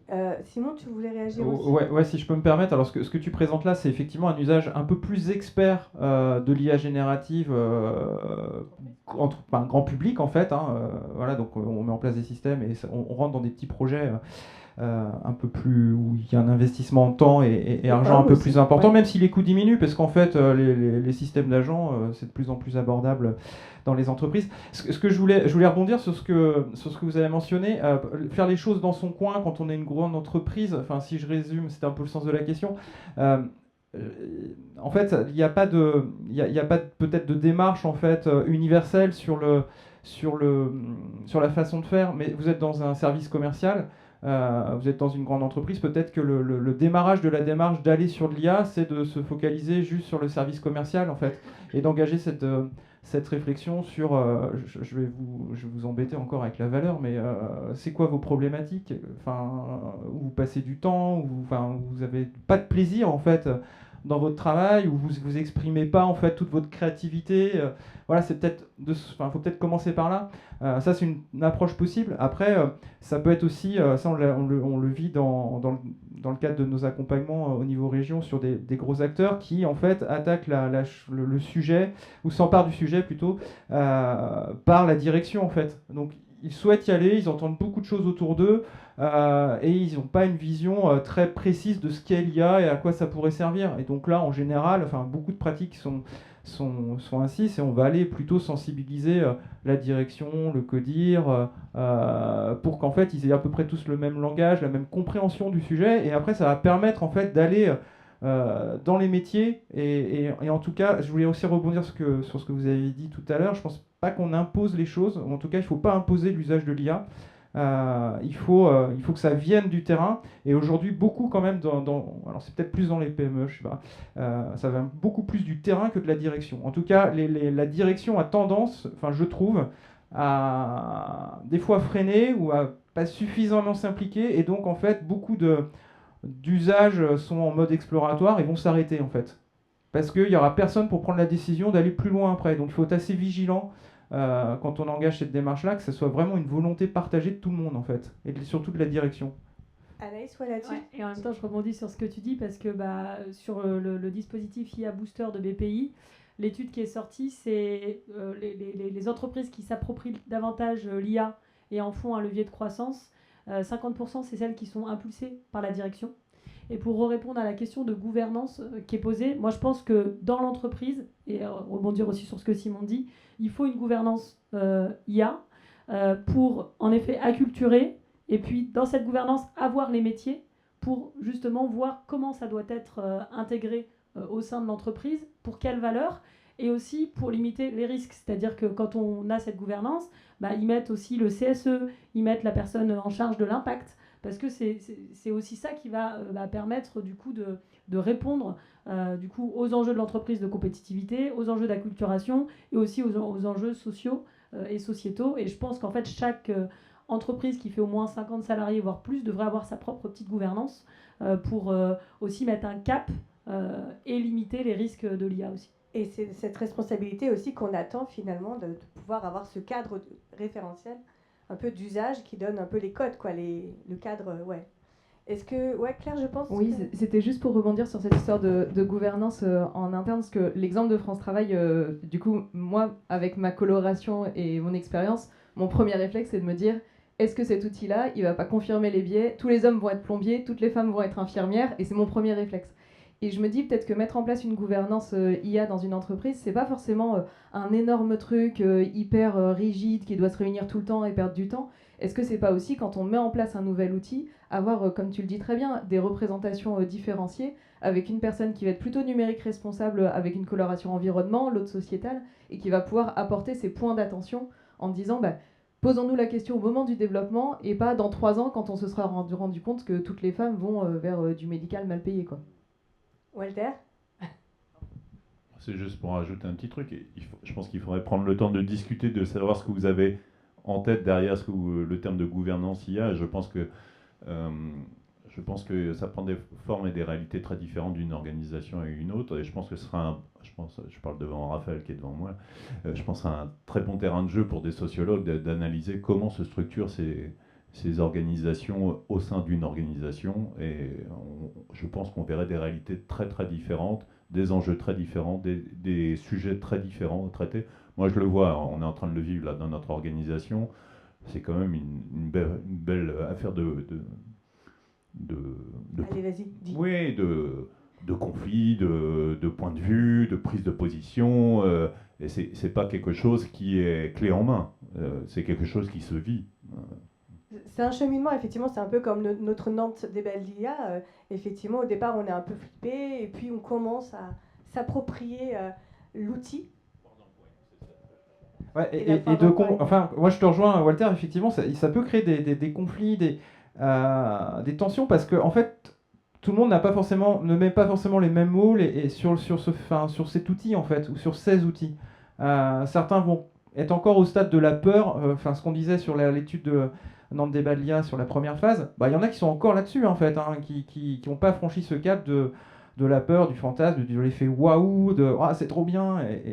Et donc, en fait, quand on a une différence de maturité, si on emploie ce terme-là, effectivement, ça peut créer. Certains veulent pas y aller, certains interdisent, alors que d'autres, on se dit, non, on a déjà étudié le truc, il n'y a pas de problème, par exemple, de souveraineté ou autre. Donc voilà, il faut vraiment que tout le monde ait la même compréhension, en tout cas dans une organisation, quoi.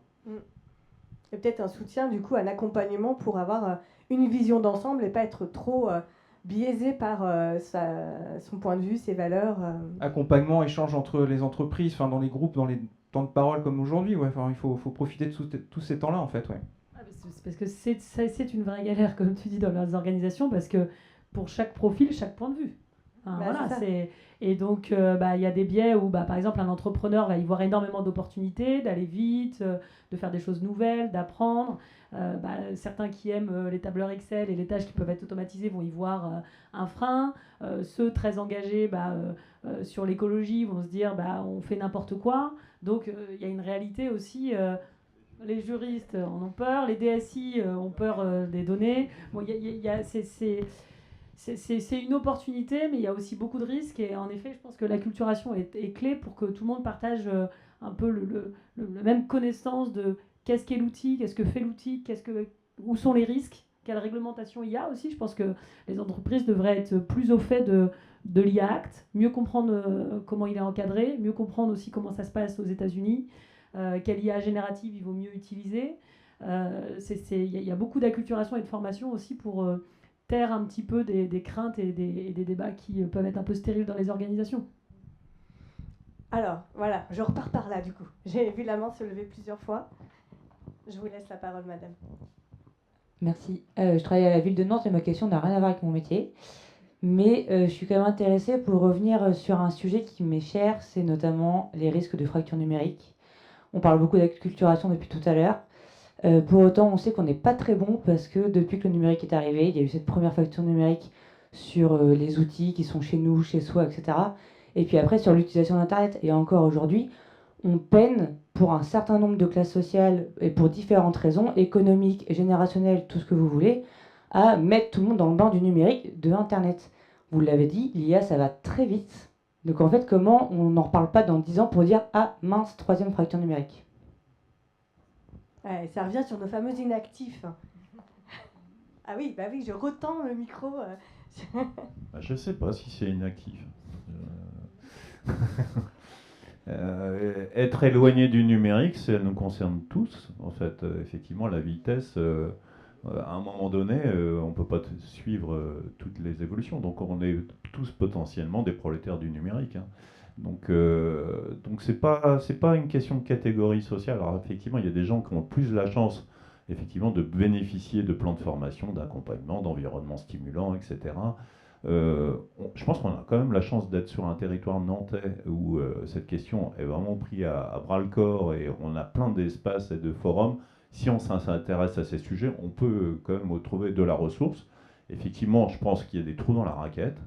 Je pense que nos organisations ne répondent qu'à un bout. Moi, je vois des plans de formation de jours, 5 jours, partir 5 jours en formation, c'est déjà la lune. Et encore, sur les 5 jours, on ne va pas traiter que de la question de l'IA, même si aujourd'hui, on est assez monomaniaque dans les plans de formation, c'est que de l'IA.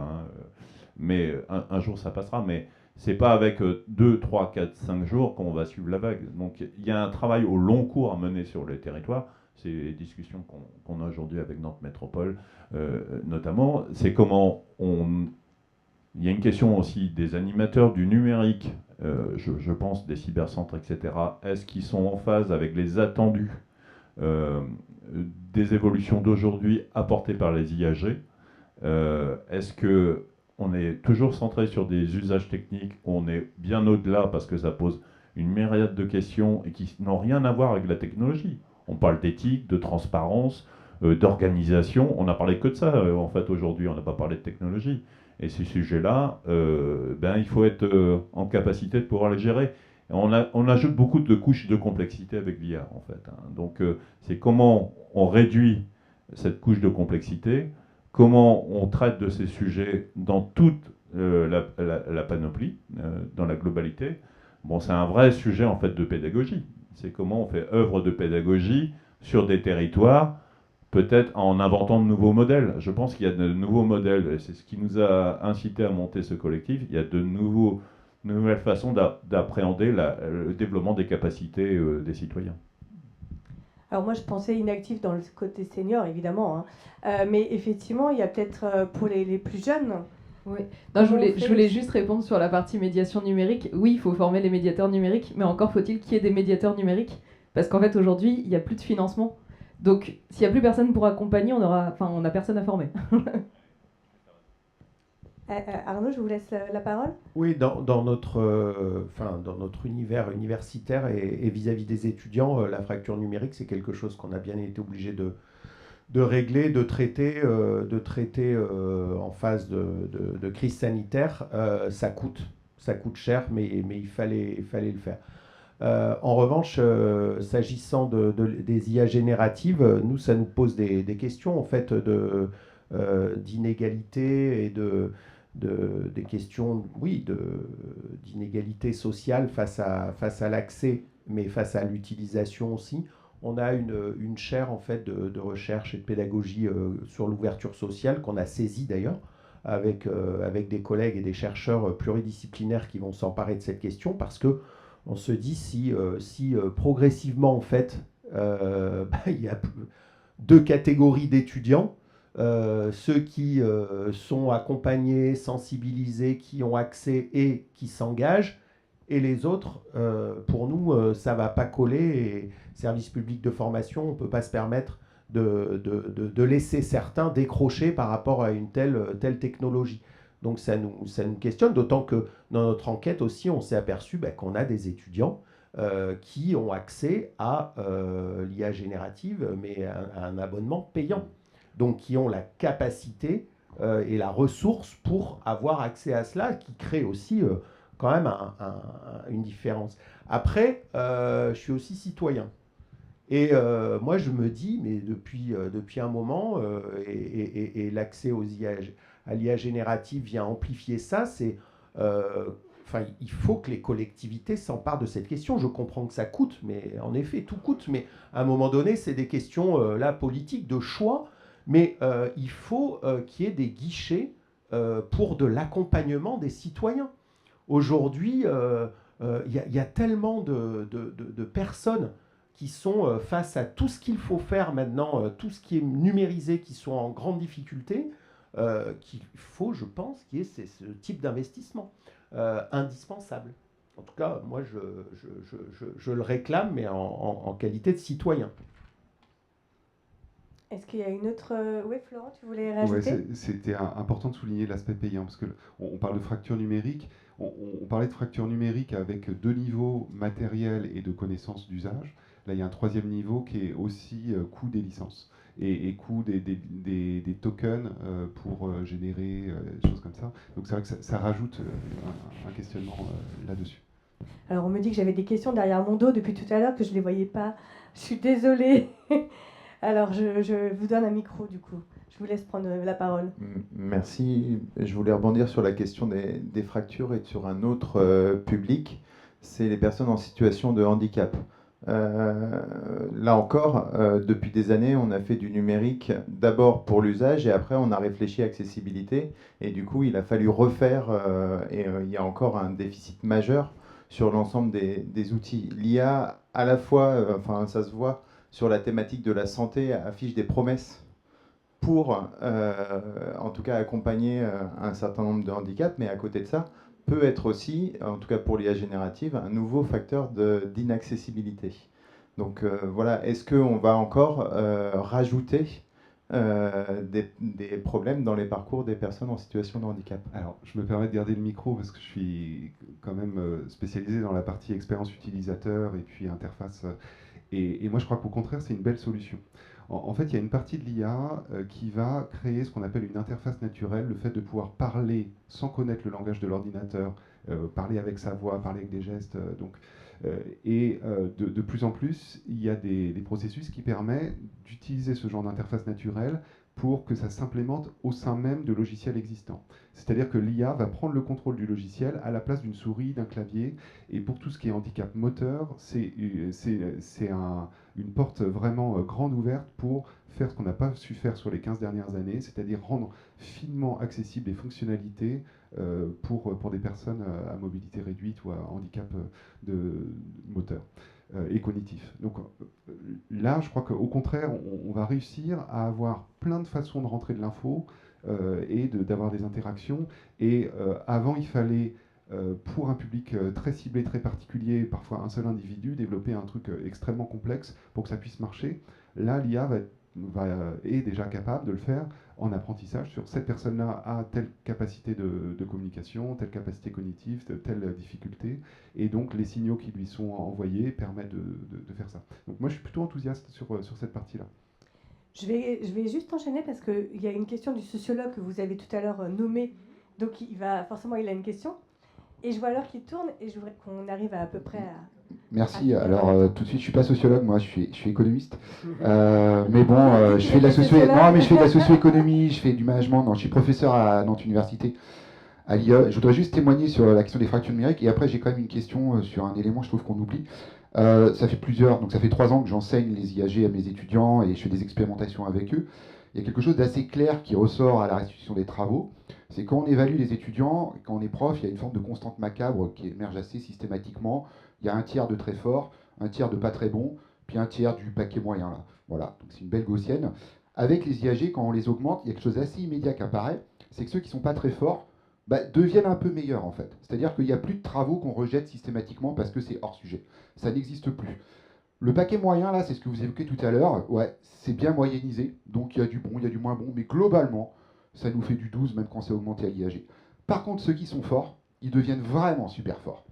Et ça, c'est la vraie nouveauté, en fait. C'est qu'il y a une catégorie d'étudiants qui se détachent assez nettement, qui sont assez systématiquement ceux qui sont les mieux éduqués, qui ont les bases de connaissances acquises, qui ont l'environnement social qui convient, les fonctions de support, etc. Tout est là. En revanche, là, les travaux deviennent très intelligents, plutôt brillants. Et cette question-là, à mon avis, elle peut s'observer dans les organisations également, quoi. C'est-à-dire qu'il va y avoir un écart qui pourrait augmenter entre les deux queues de la distribution, en fait, quelque part. Donc ça, c'est un témoignage. Par contre, le deuxième élément que je voulais apporter au débat, je trouve qu'on oublie un peu une dimension qui est importante. Là, on est à un niveau très micro, usage, et puis presque politique engagée, mais on est quand même derrière, face à des entreprises qui nous fabriquent ces technologies, qui sont dominées par des logiques économiques et financières. Enfin, ça fait 20 ans que les big tech travaillent avec la data, et qu'elles dérivent des modèles économiques fondés sur la data. L'IAG, là, c'est pas une rupture, hein. C'est juste une évolution naturelle de ce qu'elles font depuis 20 ans. On travaille la data, désormais la mathématique et la science a évolué, on peut faire des choses un peu plus malignes et qui produisent finalement de l'engouement à l'égard des marchés. Donc c'est fort bien d'acculturer à une diffusion massive des usages, mais on parle d'OpenAI, on parle de Google, on parle de Microsoft, on parle de Meta, on parle de DeepSeek, un peu de Mistral, mais en fait là on n'en parle pas du tout. C'est-à-dire que regardez ce que Microsoft vient de faire là, hier. Windows 10, j'arrête la mise à jour, sinon tu payes. Mais là, les gens, ils sont là en train de se faire des pétitions citoyennes. Mais comment vous allez vous attaquer à Microsoft? Là, c'est la même histoire. C'est-à-dire, ChatGPT, c'est gratuit, c'est comme du sucre. C'est super bon, en fait. Mais en fait, j'ai faim. Puis à un moment, écoute, c'est pas 10 $, maintenant, c'est 20 $. Puis maintenant, c'est 30 $. Puis maintenant, c'est 50 $. Il y a des logiques de dépendance économique, évidemment de souveraineté, mais qu'il faut quand même intégrer. Parce que c'est pas neutre sur le fonctionnement des grandes organisations et puis des plus petites entreprises, en fait. Ah. Alors là, finir sur cette question, c'est... Juste sur la réflexion, la première réflexion sur les étudiants qui montent en compétences, ça renforce l'effort, ça relève le panier moyen, le niveau des élèves un peu plus moyens. Enfin, c'est assez... Alors, je ne sais pas si c'est rassurant en fait au final, puisque ça prouve aussi que peut-être que chaque étudiant apporte toujours sa valeur en fait d'humain, et que les meilleurs l'utilisent comme un outil, mais la façon de l'utiliser est peut-être différente, avec une prise de conscience ou un apport de créativité ou d'intelligence humaine plus importante que les autres. Donc, et si tout le monde l'utilisait, alors je sais pas, je fais peut-être un raccourci, hein, c'est une question que je pose, hein, mais si tout le monde l'utilisait de la même manière sans apport de son savoir, on aurait tous les mêmes résultats, pour le coup, peut-être. Et c'est peut-être aussi ça me fait penser au terme intelligence artificielle, pour le coup, là, on est vraiment dans l'intelligence augmentée, quoi, et c'est peut-être le bon terme, en fait. On augmente notre savoir, notre connaissance, et pour être encore plus performant dans le cadre de l'exemple que vous avez cité, en fait. Bon, c'était juste une réflexion, hein. Peut-être que je fais fausse route là-dessus, mais... Moi, je trouve que tu poses les vrais sujets, notamment sur la partie de qui est aux manettes des IA génératives. C'est le vrai sujet, parce que du coup, à la fois, c'est très stimulant de voir tout ce qu'on peut faire avec ces IA génératives, mais c'est sûr que derrière, il y a des modèles économiques. Derrière, ces modèles économiques qui ne sont pas accessibles à tous. Et c'est aussi pour ça que chaque État essaye d'être souverain sur ces IA génératives. On a la chance d'avoir Mistral, mais quand on regarde la structure capitalistique, on peut aussi se poser la question de la souveraineté. Donc il y a un vrai sujet au niveau de l'État, au niveau de comment on est souverain, comment on peut faire aussi en sorte que ces IA génératives soient plus accessibles à tous. Sur les fractures et même sur la partie accessibilité, moi j'ai peur qu'on prenne encore du retard, parce qu'en fait, quand il y a une appropriation d'une nouvelle technologie, on voit d'abord quelque part les usages, les opportunités, les gains économiques, et après on s'intéresse aux minorités. C'est ce qu'on a vu sur l'intégralité des nouvelles technologies montantes. Donc je pense que c'est des réalités qui sont posées. Est-ce qu'elles vont être traitées dans un sujet qui va à une vitesse où chaque semaine l'écosystème change? Je ne sais pas si on est capable d'y répondre maintenant. En tout cas, c'est un vrai risque. Oui, Voltaire, c'est aussi la question de l'IA frigale qui est derrière, en fait, quand on voit tous ces gros noms. Je ne suis pas spécialiste de ces enjeux, mais je peux avoir quand même un point de vue. Je me dis sur ces questions de souveraineté, il y a aussi la question des modèles open source, qui est peut-être une des pistes sur lesquelles on peut sortir effectivement de l'étau des gros. Alors en fait, ces modèles aujourd'hui sortent des gros, mais peut-être que demain, on va en reparler peut-être dans 1 an ou dans 2 ans, quand la bulle de l'IA sera peut-être passée par là, parce qu'elle est devant nous quand même, la bulle, il faut aussi s'y préparer. Peut-être qu'il y a aussi à réfléchir sur les usages, tout simplement. Parce que être dépendant, c'est effectivement, il y a une offre, mais il y a aussi... qu'est-ce qu'on attend de ces outils-là? Si on les utilise tous les jours et effectivement on délègue une partie de notre cerveau et de notre capacité cognitive, effectivement il peut y avoir une dépendance vis-à-vis de ces systèmes qui sont mis en place, et effectivement pour le coup on peut monétiser et demander de plus en plus cher. Par contre, si on choisit ces usages derrière, si on les utilise à bon escient, pas tout le temps, peut-être que déjà du côté utilisateur, on fait baisser la pression.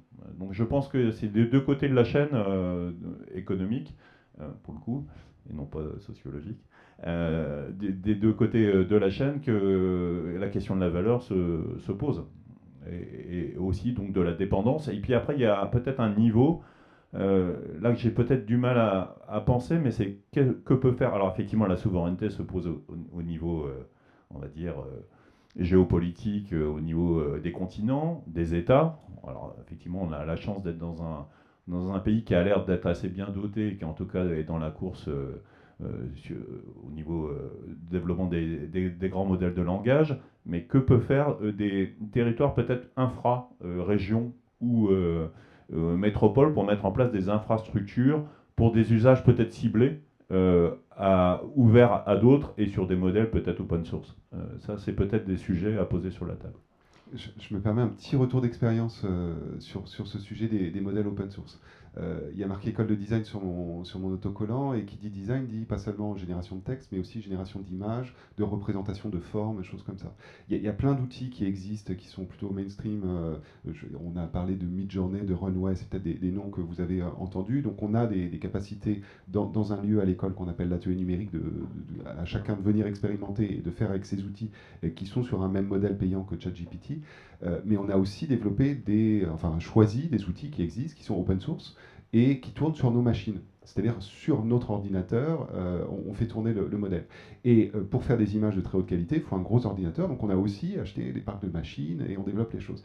Et on met une prise connectée et on calcule combien consomme un gros ordinateur quand on lui demande rien, et puis combien ça calcule de faire telle chose et telle chose. Donc sur la question de frugalité, ça permet aussi d'avoir conscience de cette partie-là. Et il y a des modèles qui sont hybrides. Pour la génération d'images, il y a un modèle qui s'appelle Invoke AI, qui est un très bon outil de création visuelle, qui permet vraiment de composer ces images, et qui peut tourner en local gratuitement sur son ordinateur, mais qui existe également avec un modèle en ticket, et si on veut le déployer auprès de 10 salariés, 100 étudiants, etc., on peut avoir des crédits mutualisés sur cette partie-là. Et quand on veut... ne pas avoir à payer ces tickets-là, on va utiliser la machine sur laquelle c'est installé, et on peut entraîner ses propres modèles avec ses propres données, ses propres styles. Et je voudrais juste parler d'un tout dernier truc sur ces modèles-là. Ça permet aussi de s'affranchir des licences d'utilisation qui sont le cadre d'usage d'un Midjourney, d'un Runway ou d'un ChatGPT. C'est-à-dire qu'il y a des choses qui sont politiquement correctes et qui sont acceptables par ces IA, puis d'autres qui ne le sont pas. Et quand on est créateur, quand on est designer, faire des choses qui sont juste acceptables dans un consensus américain, pour le coup, sur l'usage des outils, c'est pas être innovant, c'est être bridé dans un cadre. Et donc pouvoir générer des images qui peuvent sortir de ce cadre-là sans être limité par ces usages, c'est aussi une possibilité. Donc la réflexion, elle n'est pas seulement économique ou dépendance à une techno, c'est aussi la liberté de choisir son modèle, d'entraîner ses propres modèles et d'utiliser des modèles qui ne sont pas dans un carcan établi. Et il y a des moments, des représentations qui comprennent de la violence ou des enfants ou des choses comme ça, qui ne sont pas du tout dans un cadre immoral dans la tête du designer qui veut représenter les choses, sont bridés, ne sont pas possibles avec des outils pourtant payants comme un Midjourney ou un ChatGPT sur la génération d'images. Donc c'est aussi intéressant de se dire la censure ou le cadrage des usages, c'est plutôt comme ça qu'il le tourne, mais la censure de ce que l'on peut créer est aussi un frein à la créativité, et certains modèles permettent de s'en affranchir. Alors, merci pour cette précision. On arrive aux 10 dernières minutes. Il y a une rapide question pour qu'on ait le temps de faire la petite conclusion. Mais oui, vous avez une question, c'est ça? Ah, vous avez une contribution. Pardon. Ok. Alors, votre témoignage, on vous écoute. Bon, moi, je suis Dr Méo. Je suis enseignant sur le campus. Je suis socio-anthropologue. Tout à l'heure, quand on parlait des étudiants, la tendance que moi j'ai observée, les plus paresseux, bien les moins intelligents, si vous voulez que je explique dans ce thème, vous vous rendez compte que de plus en plus, quand ils commencent par utiliser l'intelligence artificielle, vous vous rendez compte qu'ils n'évoluent plus. Ils ne sont plus motivés à travailler davantage. Ceux qui sont déjà moyens et qui travaillent bien, ceux-là, c'est un outil qui contribue à leur évolution.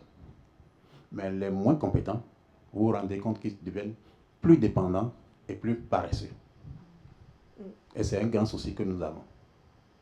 Voilà. C'est le contraire de ce que lui a constaté, mais chez nous, dans le département, c'est pourquoi je partage ça, pour que la réflexion continue. C'est un peu la même chose ici aussi. Je peux... Malheureusement, c'est que quand on a trouvé la solution... Parce que, merci, je suis Jackie Kemle, le maire de la ville de Tchang, enseignant d'université, et je veux aller dans son sens. En réalité, c'est un outil. Et derrière, on voit responsabilité, on voit éthique. Quand vous corrigez les copies, la coopération décentralisée que j'enseigne, vous allez vous rendre compte que celui qui écrit, il ne se rend même pas compte qu'il est au Cameroun et qu'on n'est pas dans le droit comparé On lui a posé une question qui touche au développement du territoire du Cameroun. Mais il vous apporte des réponses de la France. C'est vrai que le droit camerounais est d'inspiration française, mais vous voyez donc là qu'en fait, on a affaire à un outil dont on doit se servir dans un domaine où on a déjà des connaissances pour pouvoir faire la différence. Et je fais moi-même des tests. J'ai fait une leçon inaugurale il y a 5 jours concernant le développement des petites et moyennes entreprises. Et ça concernait la synergie d'action, le renforcement de la sécurité alimentaire et la notion d'import-substitution. Je fais moi-même le jet, comme disait tout à l'heure mon frère là.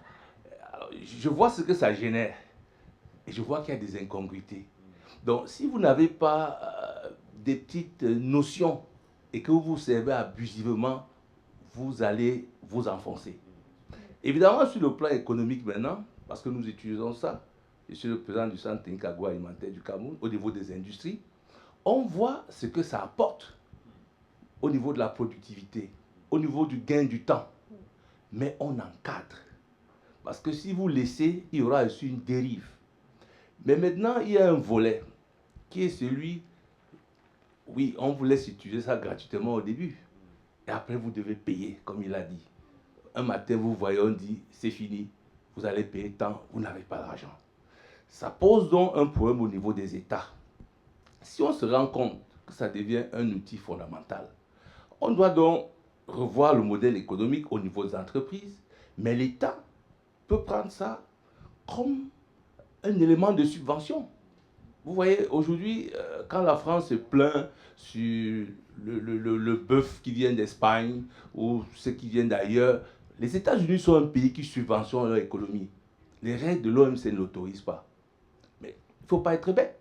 La notion des champions, il y a ça derrière. Donc, au niveau de la responsabilité et au niveau aussi du fait qu'il faut être malin, il faut que les États comprennent aujourd'hui que c'est une notion qu'ils doivent eux-mêmes intégrer. Et c'est ce qui justifie qu'au niveau du Cameroun, on ait lancé un programme de digitalisation de toutes les collectivités. Et là, je parle en tant que le responsable de la communication et des relations publiques, conseiller spécial du président, parce qu'on s'est rendu compte, effectivement, un, il faut que les communes aient une attractivité. Deux, il faut qu'elles passent à la dématérialisation. Trois, il faut qu'on ait un système d'information géographique et open data. Et c'est ce que nous avons fait à la commune de Tchang. Il faut s'adapter, il n'y a pas de choix. Mais il faut être prudent. Il faut attirer l'attention de l'État. Quand nous travaillons ici, dans le cadre des interconnectés, avec Céline, lorsqu'on a travaillé sur la charte des données, on a dit les responsables des territoires doivent porter ces sujets. Parce que les États sont en retard. On a un souci de gouvernance locale. Si nous ne travaillons pas comme Nantes travaille là, on va se retrouver coincés parce que vous avez des dirigeants qui n'ont pas encore perçu la nécessité de travailler dans ces segments-là. Il faut donc que lorsqu'on travaille comme à Nantes ici, on dit la ville prend le sujet en main, les élus le portent, et puis ils disent à l'État, on doit y aller. Et vous savez que nous avons une capacité au niveau des collectivités, c'est légiférer de façon dérivée. C'est des choses que les gens ne voient peut-être pas. Autant l'Assemblée légifère, autant dans les municipalités, on légifère à travers les délibérations. Donc on doit porter ce sujet qui devient important. Il a certes ses inconvénients, mais ce qui reste constant, c'est qu'il a aussi des avantages. Et c'est de faire la part des choses, mettre de la moralité dedans, mettre l'éthique, l'utiliser de façon responsable. Merci. Merci beaucoup. Bah, c'est une très belle conclusion, hein, j'ai envie de dire. Non, mais plus ça va, plus vous avez des belles conclusions. Je ne sais plus ce que... Bah, je pense que tout est dit. Pour aller plus loin maintenant, dans la deuxième étape, va falloir s'organiser. S'il y a un seul mot-clé, on joue le jeu, pour se dire on va comment, c'est quoi la suite, comment on l'écrit, c'est quoi les priorités. Alors il y a plusieurs questions, mais il y a un mot-clé chacun, comme ça on a un peu un panel de nos leviers d'action ou de nos impératifs. Alors, qui se lance pour le premier mot ?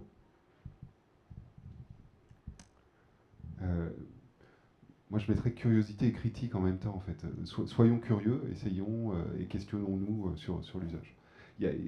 À Nantes, il y a plein de cafés IA, il y a plein de lieux comme ça où on peut débattre. Pousser les portes, aller voir, discuter et puis tester.